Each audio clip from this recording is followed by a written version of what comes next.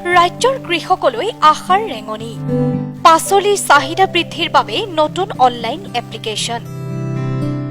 ৰাজ্যজুৰি লকডাউনৰ পয়োভৰ গৃহবন্দী সকলো তেনে সময়তে কৰ্মজীৱী লোকসকল কৰ্মহীন হোৱাৰ লগতে কৃষকৰ মূৰতো লকডাউনে সুধাইছে ৰামটাঙোন বিঘাই বিঘাই পাচলি খেতি নষ্ট হোৱাৰ বাবে এক প্ৰকাৰৰ হাইৰাণ হৈ গৈছিল ৰাজ্যৰ খেতিয়কসকল কিন্তু এতিয়া আৰু নাই বিশেষ চিন্তাৰ কাৰণ শাক-পাচলিৰ চাহিদা বৃদ্ধিৰ বাবে উদ্ভাৱন কৰা হৈছে এটা অনলাইন এপ্লিকেশ্যনৰ কলিয়াবৰ জামখলা গাঁৱৰ বিশিষ্ট খেতিয়ক মোহিত কুমাৰ শইকীয়াই ব্যক্তিগত তৎপৰতাত কলিয়াবৰ প্ৰশাসনৰ সহযোগত মুকলি কৰিলে কলং ভেলি নামৰ এটা অনলাইন এপ্লিকেশ্যন স্থানীয় বিধায়ক কেশৱ মহন্তৰ উপস্থিতিত সোমবাৰে আনুষ্ঠানিকভাৱে মুকলি কৰা হয় এই বিশেষ এপটো অন্যহাতে এই এপৰ জৰিয়তে ঘৰতে থাকি সুলভ মূল্যত সতেজ শাক-পাচলি যোগান ধৰাৰ এক ব্যতিক্ৰমী প্ৰয়াস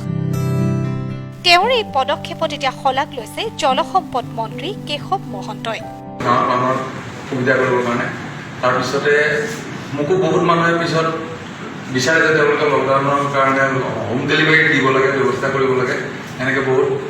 মানুহৰ খাতিৰ মানে তাগিদাৰ খাতিৰত মই এইটো কৰিবলৈ চালোঁ প্ৰথম অৱস্থাত মই অনলাইনৰ যিখিনি প্ৰচিডিউৰ এইখিনি মই নাজানিছিলোঁ তাৰপিছত মোৰ বন্ধু এজনক ক'লোঁ কোৱাৰ লগে লগে মোৰ ভাইটি এজন আছে নিউজ 6 ৰিপৰ্ট নিউজ নাও